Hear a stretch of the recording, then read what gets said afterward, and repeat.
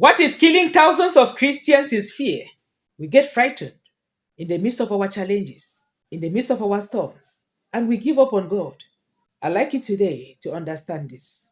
In the midst of those challenges, in the midst of the storms, see Christ in them and be strengthened.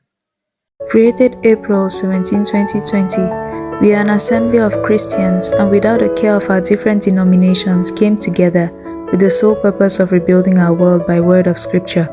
We are the Our World Group. When you look at Mark chapter 4, verse 35 to 41, the disciples were experiencing the hardest of storms. And Christ was right there with them sleeping. And they turned around and asked, Teacher, don't you care that we are perishing? And Jesus turned around and rebuked the winds, and it was calm. He turned to the disciples and said, Why are you afraid? Many of us, when we face challenges, when we face confrontations, situations that are beyond our control, we are frightened. We are being controlled by fear. This should create an awakening on you, please. Christ was sleeping in the midst of storms. It's a message to you. In the midst of those challenges, in the midst of your storms, be calm because God is with you. He is right there doing it for you.